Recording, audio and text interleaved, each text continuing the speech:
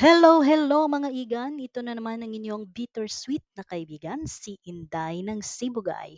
Sa videong ito mga igan ay pag-uusapan naman natin ang usapin tungkol sa ano ba ang dapat nating piliin, pag-ibig o respeto. Pero bago yan, huwag munang kalimutang mag-subscribe para updated ka sa mga paparating ko pang videos tungkol sa usaping pag-ibig dito sa All About Love in Love Radio.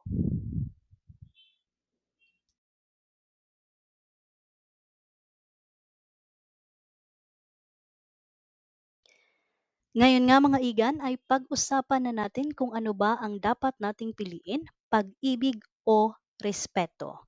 Para sa akin mga igan, ang aking sariling opinyon ay pipiliin ko ang respeto. Kasi kung walang respeto ang isang relasyon, hindi siya payapa. Para sa akin yun ha.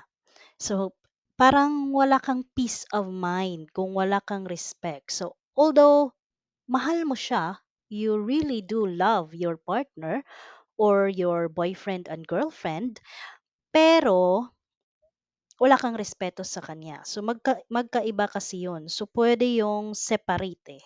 So nakikipagrelasyon ka sa isang tao kasi mahal mo siya. Pero hindi mo maibigay ang respeto na deserve niya. Unlike kung may respeto ang relasyon nyo, ah, parang peaceful siya para sa akin. Kasi hindi naman kasi talaga everyday mahal mo ang isang tao. Hindi. So 'wag tayong maniwala sa mga movies na napapanood natin or sa mga books, sa mga nobelang nababasa natin kasi hindi 'yon totoo. Merong totoo do'n pero in real life kasi hindi.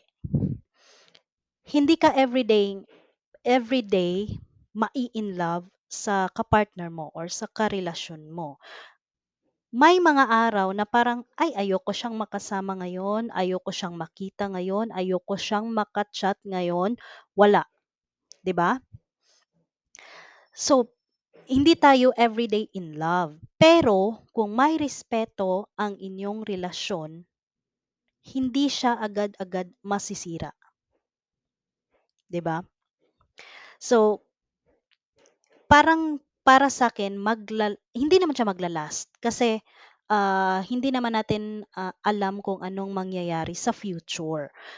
So, may tendency pa din naman na maghihiwalay pa rin kayo, especially if you are just part of the chapter of their life, 'di ba? Of their lives. So, hindi natin masasabi na forever na kayo kasi walang forever mga igan, 'di ba? Hindi natin 'yan masasabi. So in the future, dapat open tayo sa posibilidad na pwede kayong maghiwalay. Pero pwede kayong maghiwalay ng mapayapa. So because of the respect that you have in your relationship, maghihiwalay kayo na parang walang bigat sa dibdib. Parang napag-usapan niyo na, parang ah, hanggang dun, tanggap niyo na hanggang dun lang talaga, 'di ba? So you even if you are already separated, parang nandun pa rin yung respeto niyo sa isa't isa. Walang hard feelings, 'di ba? Unlike kung love, oo nga mahal natin yung isang tao, pero hindi natin kayang ipakita ang respeto na deserve nila. So parang oo mahal ko siya pero ah bakit bakit kailangan kong sabihin sa kanya kung nasaan ako, yung mga marami kang doubts, although love mo siya, 'di ba? 'Pag kasi nawala yung love, nag-start kayo na walang love at wala ring respeto, parang ang weak ng relationship niyo. So madali siyang masira kasi love lang yung pundasyon niyo eh. Wala siyang respeto. 'Di ba? So 'di ba nga, love mo siya pero kaya mo siyang saktan, gano'n. So wala kang respeto sa karelasyon mo kasi nakakaya mong gawin na saktan siya kahit mahal mo siya, 'di ba? So para sa akin mas pipiliin ko ang respeto over love. Ayun nga mga kaibigan, yon ay sarili ko lang namang opinyon.